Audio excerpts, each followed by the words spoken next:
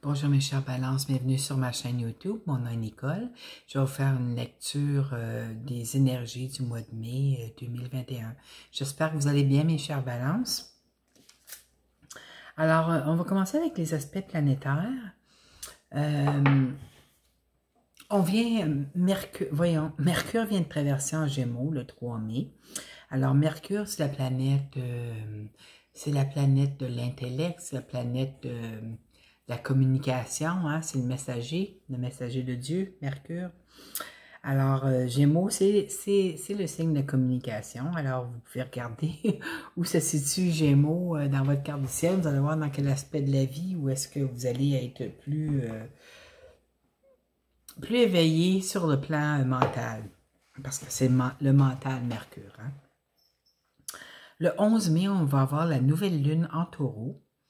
Alors, je vous inviterai le lendemain de la nouvelle lune, donc le 12 mai, à écrire vos intentions, ce que vous voulez manifester d'ici la pleine lune en taureau qui a lieu à peu près 6 mois après. Donc, on attend toujours le lendemain de la nouvelle lune parce qu'on ne veut pas le faire pendant que la lune est noire. Parce que ça fait un void, hein? Alors il faut qu'elle commence à croisser. Alors là, vous écrivez, le 12, vous écrivez ce que vous aimeriez manifester et vous le mettez. Moi, j'ai un livre, je mets toutes mes demandes de nouvelle lune dedans. Et puis, vous vérifiez lors de la pleine lune pour voir si ce que vous avez demandé s'est manifesté. Le 26 mai, on a une super pleine lune en Sagittaire. Alors, je vous inviterai aussi, si vous avez déjà fait une demande à la nouvelle lune en Sagittaire 6 mois avant, allez voir quelle était cette demande-là que vous aviez fait à la nouvelle lune en Sagittaire. Parce que là, ça va vous montrer, c'est une super pleine lune. N'oubliez pas que les pleines lunes, c'est des fins de cycle. Et puis, en plus, il y a une éclipse lunaire là-dedans. Ça fait que l'éclipse, elle enlève de notre vie quelque chose qu'on n'a plus de besoin.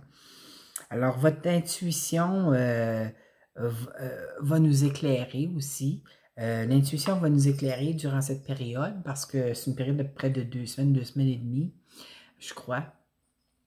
Entre les deux éclipses, c'est toujours une éclipse solaire qui suit une éclipse lunaire.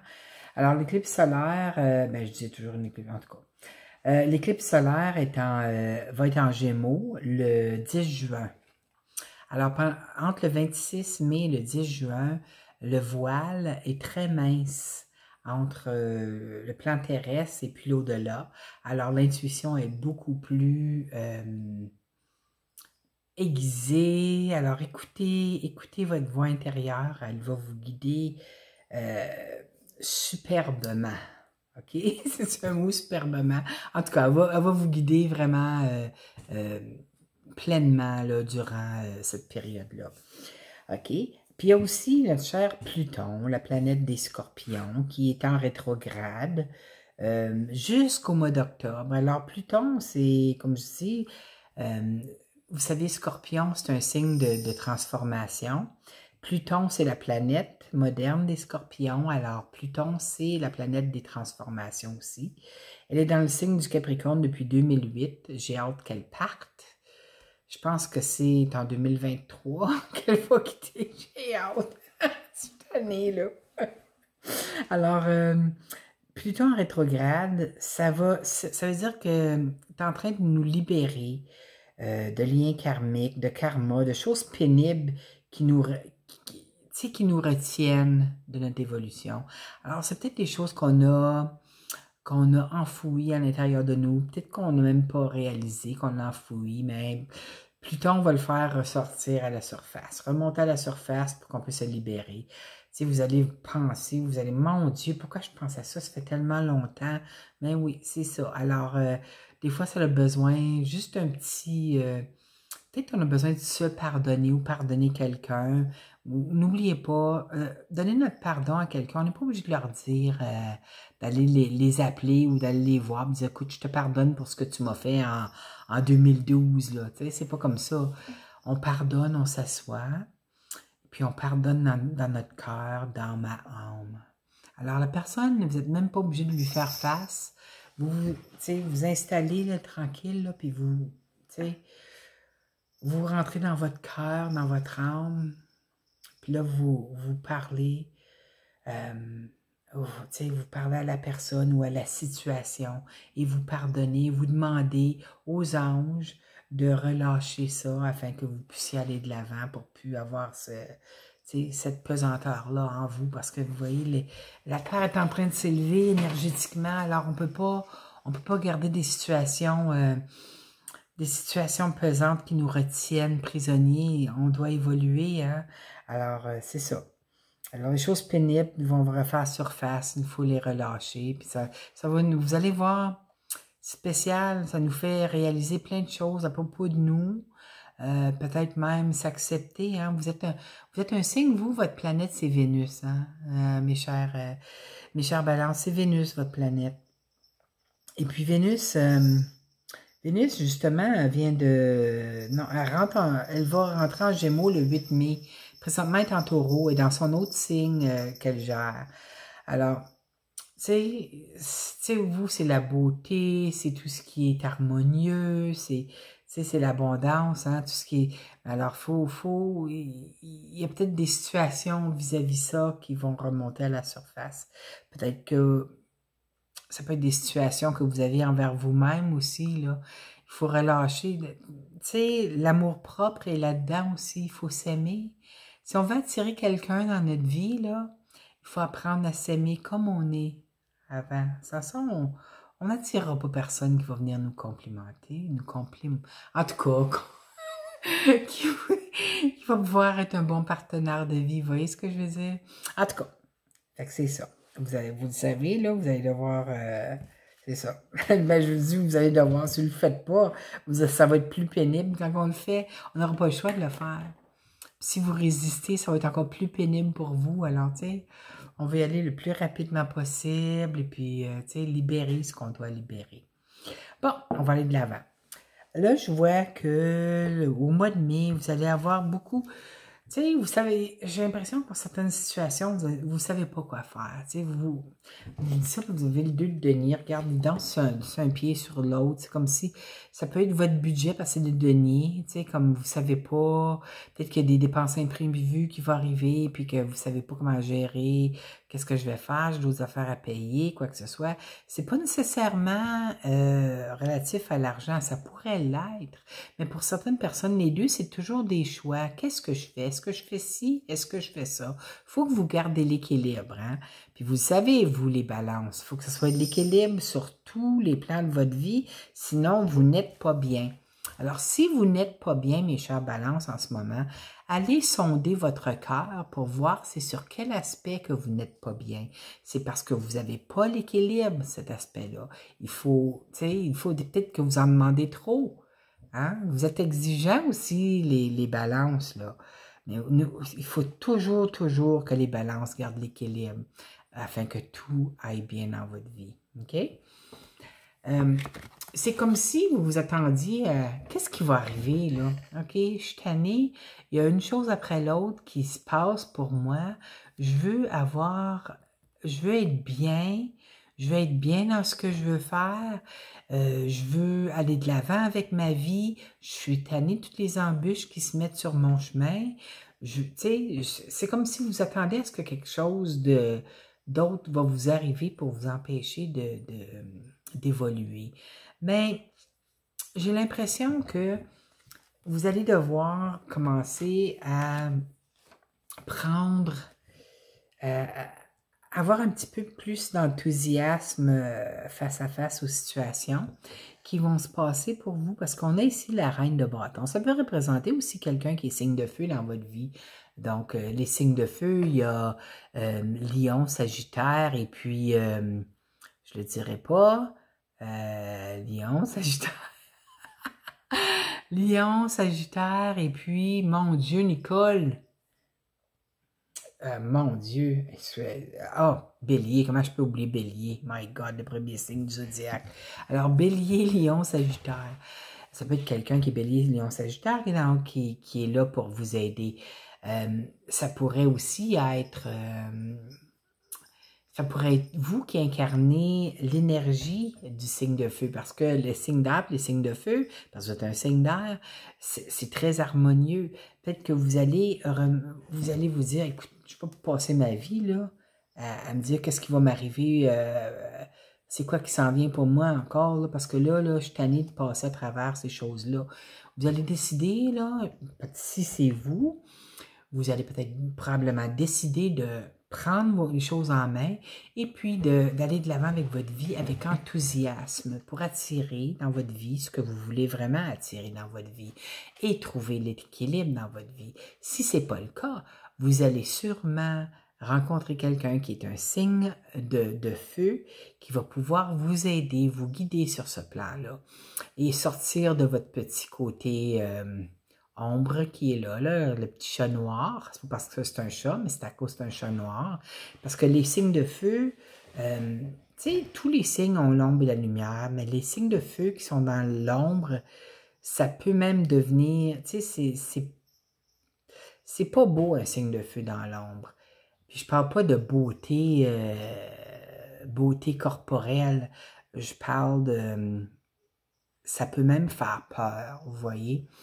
Alors, si c'est vous, puis vous laissez sortir votre petit côté ombre, j'ai l'impression que peut-être qu'il y a certaines personnes qui vont s'éloigner de vous parce que vous allez leur faire un petit peu avoir des seconds second thoughts, comme on dit en anglais. se demander, est-ce que je veux vraiment garder cette personne-là comme amie dans ma vie parce que ça me fait peur un petit peu quand elle agit comme ça. Parce qu'oubliez pas les balances qui ne sont pas en équilibre. Une balance qui n'est pas en équilibre, c'est pas beau non plus, là, hein? Alors, c'est pour ça, là. Peut-être que vous êtes si vous êtes ascendant signe de feu, ou, en tout cas, vous allez devoir gérer ce petit côté ombre là, qui vient vous agacer, OK? J'ai l'impression que vous allez le faire parce que vous avez le 6 d'épée par la suite. Le 6 d'épée, là, c'est, écoutez, je suis tannée, là, je laisse ces affaires derrière moi, je garde les leçons de vie qui sont les épées dans le bateau. Je garde les leçons que j'ai apprises face à cette situation-là et puis je vais de l'avant avec ma vie. Je vais sortir mon enthousiasme, je vais attirer les bonnes choses dans ma vie, je vais retrouver mon équilibre. Alors, j'ai l'impression que vous le faites, ça. Parce qu'après ça, après le 6 d'épée, vous avez ici le valet de bâton. Le valet de bâton, c'est un messager de bonnes nouvelles. Les bâtons, ça représente, ça peut représenter le travail, ça peut représenter des bonnes nouvelles. Regardez, pas Benoît, mon fils, Tigrou, qui veut aussi parler là, dans le tirage ici. Là. Alors, ça représente des bonnes nouvelles qui s'en viennent vers vous. C'est quelque chose qui s'en vient rapidement parce que vous avez après, par la suite, vous avez le chevalier ou le cavalier. Il y a des gens qui disent chevalier, des gens qui disent cavalier. Moi, je ne sais plus quoi dire, là, mais en tout cas, c'est la même chose. Pour moi, en tout cas. De bâton. Cavalier de bâton. Si on parle sur le plan amoureux, juste vous aviser, mes sœurs balance, quand un cavalier de bâton rentre dans notre vie, c'est une énergie rapide. Mais il arrive rapidement, mais il peut partir aussi rapidement. Vous voyez ce que je veux dire? Un cavalier de bâton, c'est pas nécessairement quelqu'un qui va qui va nous apporter une relation à long terme. Peut-être c'est ce que vous aimeriez, mais ce n'est pas nécessairement ce qu'ils vont vous apporter. Alors, faites très attention. Okay? Mettez vos intentions. Si c'est ce que... Écoute, vous faites ce que vous voulez, c'est votre vie. Mais je veux juste vous laisser savoir. Si cette personne-là, la bonne nouvelle, c'est quelqu'un qui arrive dans votre vie,